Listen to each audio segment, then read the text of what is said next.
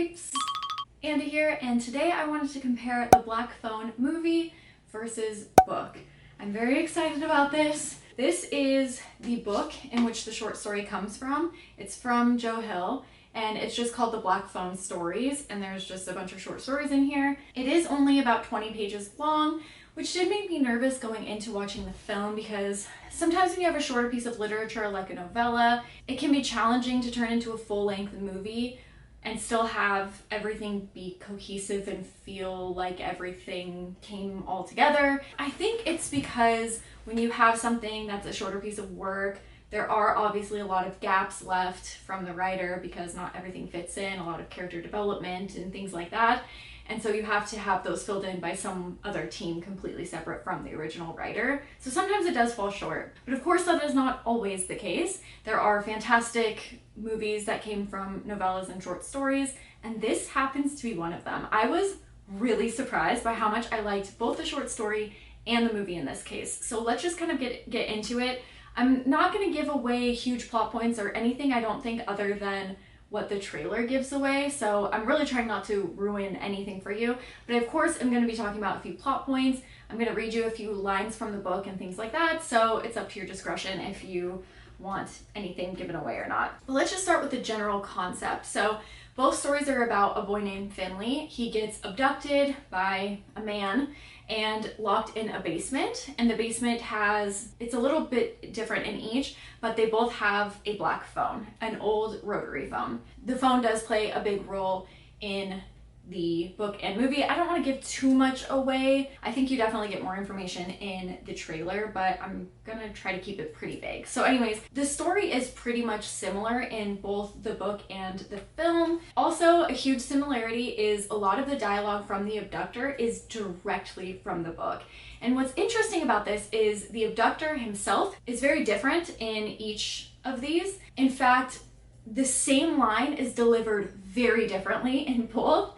In the short story, the abductor is more clumsy, confused, frustrated, whereas in the movie, he is very creepy. By the way, played by Ethan Hawke, fantastic. I know I always talk about how much I love Kevin Bacon on this channel. I don't think I talk too much about how much I love Ethan Hawke. I love Ethan Hawke. I think he's such a fantastic actor, and he really does kill it in these horror movies. Anyways, obviously more is expanded upon in the movie, but they are pretty similar. I think they did a really good job in deriving most things from the short story. The interesting thing about this short story is, like I said, a lot of smaller pieces have a lot of chunks missing, character development and things like that, things that just won't fit into, for example, this 20-page story. However, Joe Hill does something really interesting in this, and there are so many lines that allude to things that I think that the people who wrote the script were able to draw from, and they were able to expand on that.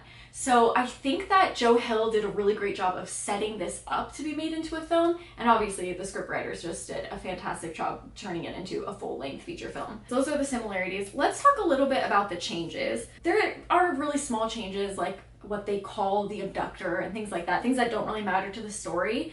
The movie takes place in the 70s in Colorado, and I didn't know the timeline when I was reading the short story, and there were probably hints in there that I missed. So that could be a similarity or a difference, I don't really know. Again, the kid in the story is trapped in the basement of the abductor's house most of the time, and so you don't really get a whole lot of background knowledge as far as the setting. The abductor, very different. I talked about their personalities a bit already, but a big thing is that the abductor in the film actually does wear a mask. I think it is such a fantastic addition to the film. It just adds a lot of ominous, creepy, great scenes in the movie. I do also want to touch on the fact that this movie is very Sinister-esque. Some of the music that takes place, some of the shots that are filmed, the way that the shots are set up, and then some of the things that happen. They're very Sinister-esque, and that is because the director and the writers are the same from the first Sinister film, as well as some of the cast, including Ethan Hawke and another member. I don't know the other guy's name, but they do have a lot of similarities. I personally love Sinister, so I do think that if you like one, you will enjoy the other. The only difference that I really don't understand why it was made, not that it really makes a big difference, is that Finley does have a younger sister. Well, in one, she's an older sister, and I think the movie she looks like she's a younger sister, but in the book, they describe her as being interested in the occult. In the movie, they made her religious. And I don't really know why that change was made, because she's very blunt and she curses a lot and she's tough. I just didn't understand why they veered away from that occult aspect. It was just more like, oh, I wonder why they did that. I don't think it really mattered that much, but I will say that I did prefer her description in the short story, only because it was fantastic. So it says that she has a different name, but it says that she has a lot of occultish ideas. Oh, this was my favorite line. Okay, so it's just a very short description of her. This, I think, showcases the brilliance of this short story and Joe Hill's writing. It says that she has a lot of occultish ideas, owned a deck of tarot cards, read books about the connection between Stonehenge and aliens. When they were younger, Susanna had a toy stethoscope, which she would press to his head in an attempt to listen to his thoughts. What a telling sentence for a character that isn't very explored in a short story. And I think there were so many of those planted throughout. There just was so much that I think the script writers were able to take that maybe weren't explicitly stated in the book, but there were clues here. Now, so those were the similarities, differences. Let's talk a little bit about what I preferred. So in the book, it does open with Finley being abducted, and he is very disoriented. He was like sprayed in the face with some sort of spray. The way that he is disoriented in the book, I think, is so fantastic and telling in a few ways. So for example, after he gets put in this basement, he rolls off of this mattress on the floor. And in the book it says he fell 3 stories. Just that line, I think, is such an amazing way to show how disoriented he is. But I also think it might be there for another reason too, and maybe to emphasize and showcase the young boy's age.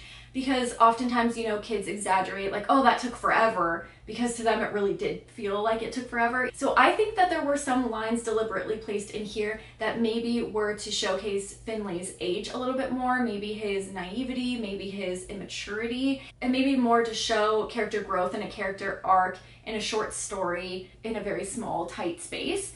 I thought that that was really, really brilliant. I will also say that the book, I think you could argue, is maybe left up to interpretation more, because Finley is left in this basement without food and water and things like that.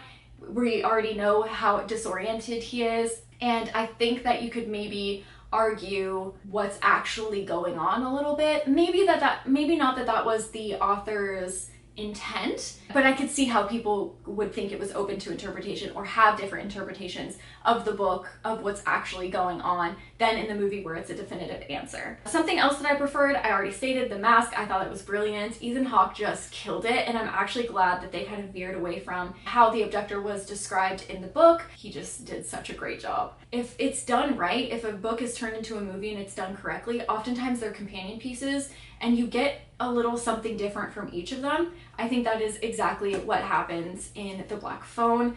I think they both have something very special. I think they're absolutely both worth checking out. And then one more thing I want to say about what I prefer is that the ending of the movie is quite different from the book.